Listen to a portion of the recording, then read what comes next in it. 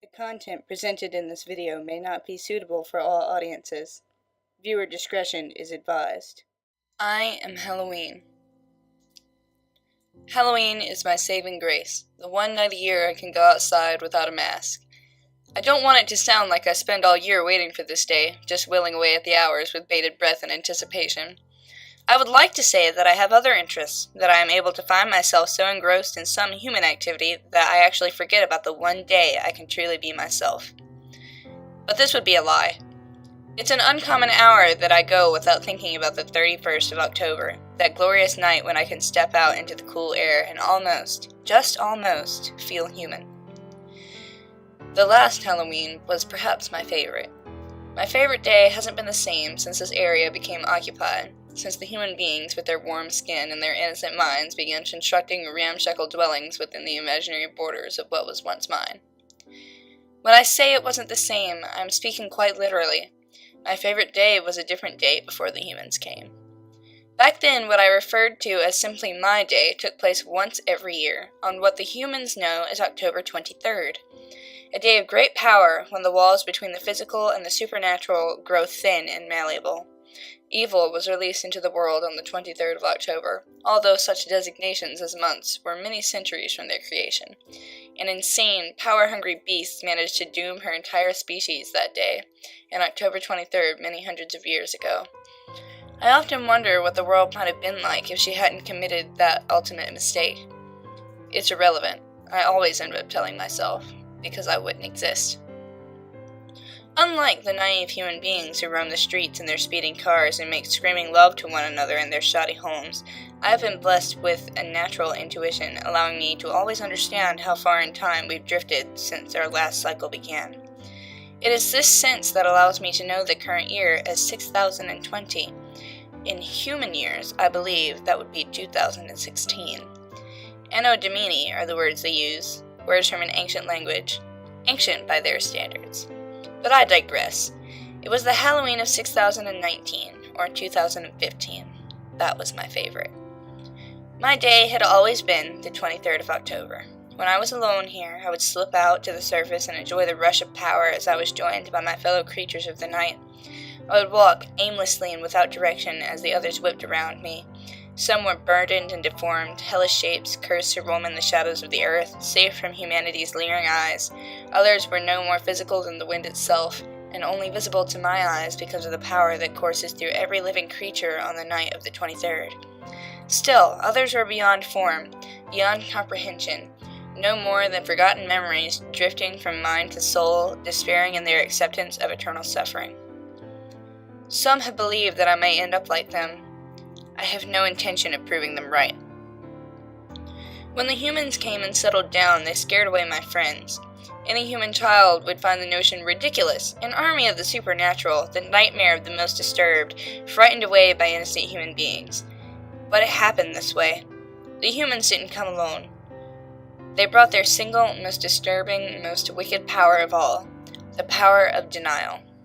Human children spent their time wondering what it would be like to share the powers of their fellow creatures. Wings like a bird, perhaps, or the sharp teeth of a dog. They don't understand that they already possess the most powerful gift of all. Through their human denial, they are able to stare us directly in the eyes and inform us that we don't exist. My friends were terrified of the human's gift. They believed that we, as agents of the supernatural, would not be allowed to exist on this mortal plane without the consent of the human beings. Without their belief, we would vanish, become nothing. So they fled.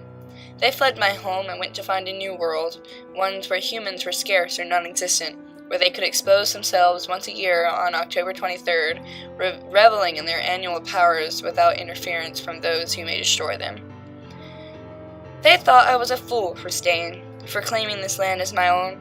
I'm not a fool. I know that the humans rule my world now. I know that I've been reduced to a shadow. No, to less than a shadow. But I did not abandon my home. For that, I will not apologize. It was many years ago that the first humans came to settle in my home. They built their home uncomfortably close to mine. I watched them as they worked, staying hidden beneath the ground, marveling at how their species had progressed since the last time I saw them. My day came a month after the first humans settled in. I had spent some time worrying over what might happen. I was not paranoid enough to abandon my home, but I wasn't immune to my friend's terror of humanity. When the time came, I waited. I watched the human dwelling until all the windows were dark, and when they were, I waited longer still. Finally, I left my home and began walking, my destination unknown but far away from the house. I was meant to feel exhilaration, the sheer ecstasy of being closer than ever to the joining of the two worlds, but what I felt was nothing. There was nothing in the air, nothing moving just beyond the spectrum of the physical world. I felt the cold night prickle against my skin, and the corpse's hand of darkness caress the back of my neck. There was no one riding through the air to greet me, no one crawling up from behind the ground to wish me a happy My Day. I returned to my home that night, disheartened and full of regret. My day was over, and I had failed to squeeze any semblance of pleasure from its dark hours. I felt as though I had failed, as if something I had done prevented me from enjoying this once glorious day. And perhaps I had made a mistake. Perhaps I should have followed my friends, away from this now tainted land, to an untouched world where humans were nothing but a harmless legend.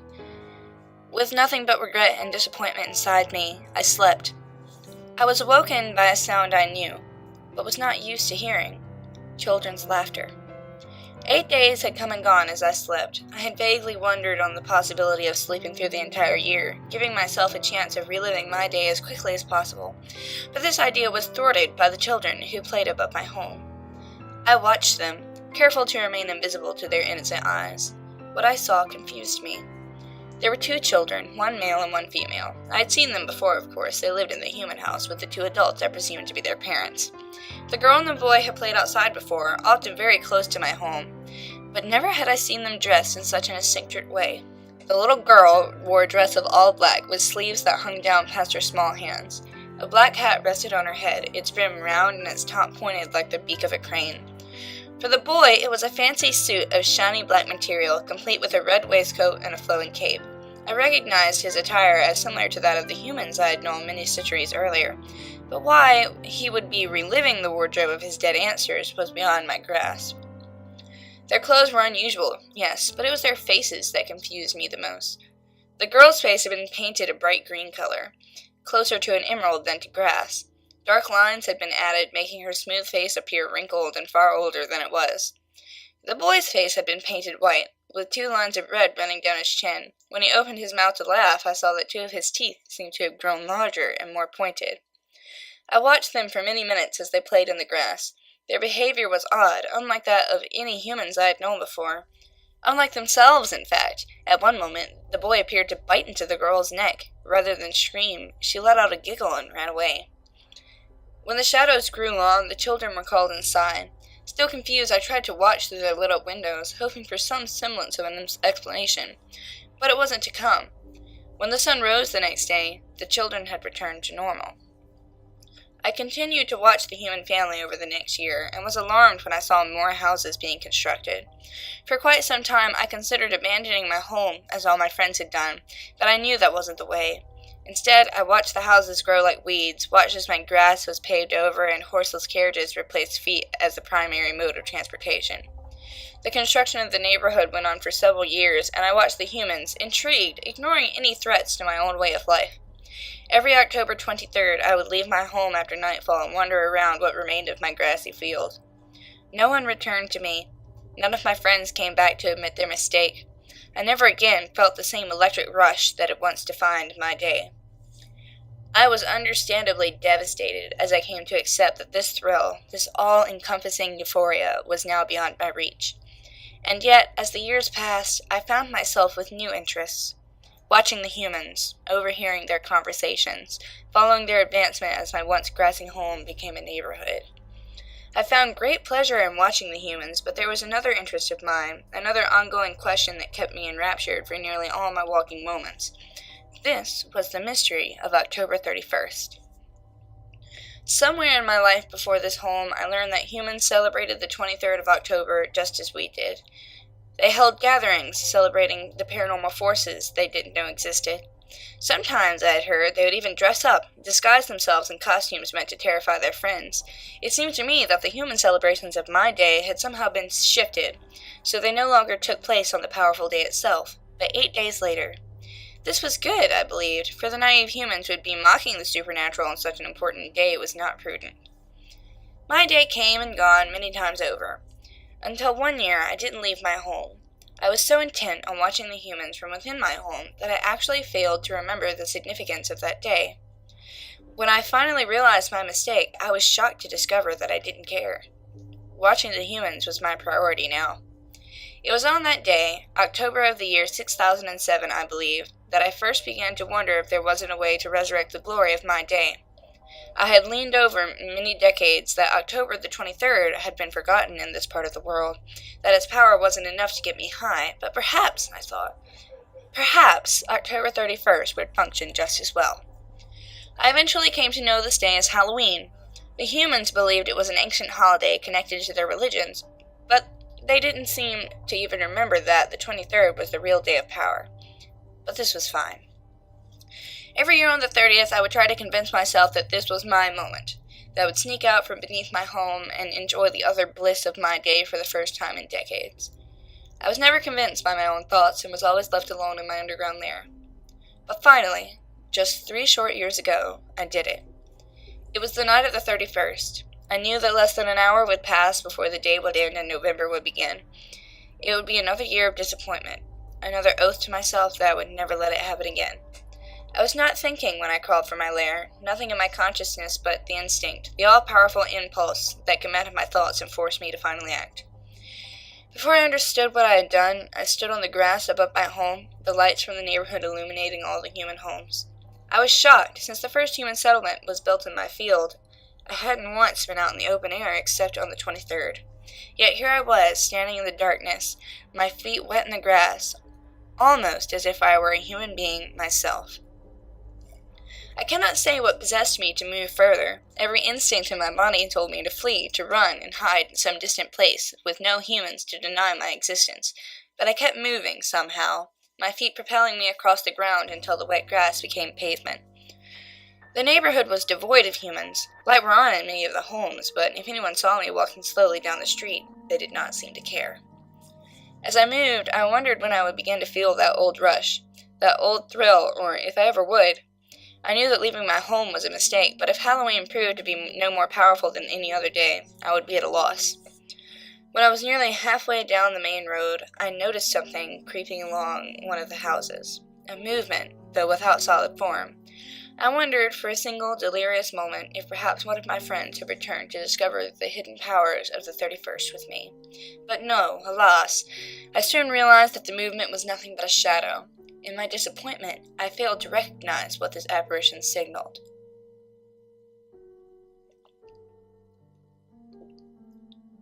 When the little boy came around the corner, I froze in terror. I was standing in the middle of the street, the gaudy electric lights blaring down onto my skin. There was no conceivable way the tiny human wouldn't see me.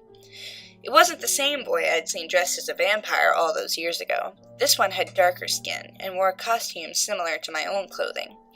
When he saw me, his face drew together in a squint. He didn't seem afraid. In fact, he seemed to be pondering me as a whole, as if wondering whether or not his concept of the world would allow me to exist. I remained in the middle of the street, unmoving as the boy stepped closer. He glanced both ways before stepping off the sidewalk, finally coming to a stop directly in front of me. In his hand was a plastic imitation of a pumpkin. "Hello," he said. "Hello," I replied. "What are you supposed to be?" he asked, craning his neck uncomfortably far just to take in my countenance. How was he not afraid, I wondered? How could he, an innocent human, and a child no less, stare at me, a creature from beyond his insignificant idea of creation, and not feel the slightest tremble of worry? "Well, I'm your neighbor," I heard myself saying. "I mean, who's your costume?" the boy corrected, frowning up at me. "My costume," I repeated. I was at a total loss as to what the boy may be talking about. "Yeah," he said, "who you're supposed to be for Halloween." Yes, I thought, finally coming to understand. I was facing the human's power of denial firsthand. The terror struck. What if I was going to die? After all these many centuries, what if I was going to disappear from existence just because one little boy could not understand me? Was there some way to prevent him against being thought out of creation? Was I to encourage him, to make him think that I was some sort of pathetic human seeking candy instead of an ethereal high so powerful it could bring the dead back to life? "Here," the boy said, reaching into his pumpkin. "Looks like you didn't get much candy." I took the morsel in my hand, staring down at the plastic label. Snickers, it said. I didn't know what Snickers was. Do you want it? The boy asked. Because if you don't, I'll take it back. I do want it, I insisted, hastily slipping the candy between my lips. My teeth made short work of the sugary food. You're not supposed to eat the wrapper, the boy cried as if I'd done something unspeakable. He was so pathetic, I thought. His view of creation was reduced to this one neighborhood and what he wasn't allowed to eat. Don't tell me what I'm not supposed to do, I hissed. The boy took a step back, and for the first time, I registered fear in his expression. You never told me what you were supposed to be, I growled. Oh, the boy murmured, still craning his neck. I'm a zombie? A zombie, I repeated, feeling the word around on my tongue. The candy had stuck to my teeth and continued to fill my mouth with its sweet taste. I didn't like the way it refused to leave. What is a zombie? I purred. The boy took another step back, his expression growing another degree of fear. Some part of him, I sensed, some tiny iota of his being, understood that I wasn't his kind.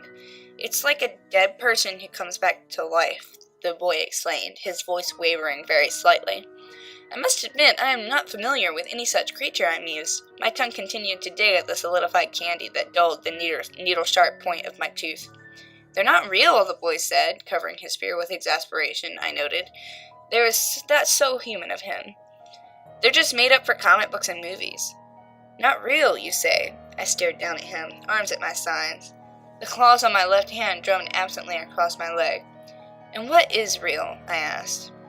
What sort of monsters do you believe in? I don't believe in monsters, the boy said. I'm not a little kid anymore. He took another step back. The fake pumpkin slapped against his knee. Of course you're not, I replied, beginning to lean forward. My legs remained stationary as I bent at the waist. But are you sure there are no monsters? I asked. Yeah, the boy stammered. This time, he didn't move. He watched as I leaned forward, my upper half bridging the space between us. If he thought, in some absent recess of his mind, that I seemed to be growing bigger, then he was absolutely right. But there are always monsters, I continued. You may think there are none. You may shut off your bedroom light and tell yourself there's nothing hiding in your closet. But my child, you are wrong. The boy said nothing. He stared at me, fear and defiance in his young face. He stood his ground as my black eyes stared into him, past his flesh and bones, to where his innocent soul lay trapped in a mortal body, begging to be let out and join me in my eternal feasting. I knew that yeah would make for a poor final speech, so I allowed the boy space to make a few remarks before I tore his head from his shoulders. They will not forget me, I thought as I carried the boy down into my home. They will not forget me. Not now. Not ever. And they wouldn't. I finally understood. My friends had been wrong after all. Human denial wasn't to be feared, but to be combated. It was my job and the job of all others like me to push the bounds of the human mind, forcing them to think up new and more ridiculous explanations until there was nothing left but to admit the truth. Monsters exist. The human mind is a twisted, disturbing place, and I realized this as I crouched in the darkness of my home, tearing the little boy's flesh apart with my bare teeth. The humans would lie to themselves, all to pretend we don't exist, yet at the same time they would dedicate an entire holiday to acting out their pathetic depictions of us, pretending to be us nothing more than cheap amusement. Deep down, they believed. Every last one of them believed. And on that night I felt the first whispers of the old ecstasy that had once defined my day. It was then, as I sucked the marrow from the little boy's bones, that I knew Halloween and my day had become one. The next year, I was prepared. After the little boy's disappearance, several families left town. They were replaced by others of their kind, who in turn brought more, and eventually my impulsive killing had the effect of bringing more houses to my once grassy field. To my great annoyance, one of these houses was built directly on top of mine. I had the forethought to evacuate myself and whatever remained of the little boy before the construction began. I hid out far away, careful not to be seen by human eyes. This was another of their many hypocritical stances. A scary mask was to be praised on Halloween, but demonized every other day of the year. When the house was finished, I returned to my lair. The human bastards had replaced my walls, my floor, and my ceiling with hard, cold substances that I knew I would never find appealing. My home had been ruined, and I briefly considered building myself a new one in the earth farther away from town. But my friends had been unable to drag me from my home all those years ago, and if they could not convince me to leave, then no human could either. I have stayed in the basement ever since. The humans who live in my house never come down to the shoddy wooden stairs, except occasionally to check the furnace. On the rare day that one of them makes an appearance, I keep myself well hidden in the shadows. It was only on the last Halloween, a year since my impromptu feast, that I was seen by a number of humans. Yes, I had known some in my lives before this home, but ever since coming to my once grassy field, I had been seen by no human eyes, barring those of the little boy. When the sun went down on the night of the 31st, the children left their homes to wander the streets. Some of them were dressed in brightly colored uniforms of popular culture heroes. Others had retained their traditions, dressing as monsters of folklore that would bring fear to their impressionable younger siblings. Before making my move, I spent some time watching the children through my basement window. They all seemed so happy, I thought, so ready to deny the existence of my people, yet so quick to wear our faces. It was a two-edged sword, I realized only in that moment. Human denial prevents us from being what we once were, yet it is their fascination with the supernatural, their obsession with a world they don't believe exists, that allows us to remain as we are. Denial is our enemy. Fear is our ally. As long as human beings are afraid of the dark, as long as they create vivid monsters out of terror-soaked imaginations, I will have power. When I was sure all the children in town were out and about, I slipped silently through the basement window and unfolded myself on the lawn. As I made my way out into the street, children turned to stare. Some cried out in surprise, some cowered in fear, but every pair of youthful eyes was trained on the tall, thin stranger in their midst. When I came to the center of the street, my feet planted where their friend had died 1 year earlier, I raised my arms to the heavens. "Happy Halloween, everybody!" I cried. My voice echoed through the street. The children all seemed relieved, and they resumed their normal conversations. A pair of Satans rushed by me, clutching their pumpkins. A werewolf scooted to the other side of the street, passing with both eyes fixed warily on my form. I wanted it. I wanted Halloween. This, not October 23rd, was the true day of power. Not some foolish anniversary of evil long past, but the holiday based entirely on fear, celebrated all across the globe. For the first time in many, many years, I felt a thrill building in my soul. I felt that high, that euphoria that had once been accompanied by ghostly figures riding through the night. I stared at the scene before me, all around me, and I knew that Halloween was my day now. Slowly, I stepped forward. A crowd of children surrounded me, all babbling and laughing in excitement. I paid no attention to their words. Instead, I spread out my arms, allowing the tips of my fingers to brush against every child I passed. I could feel them.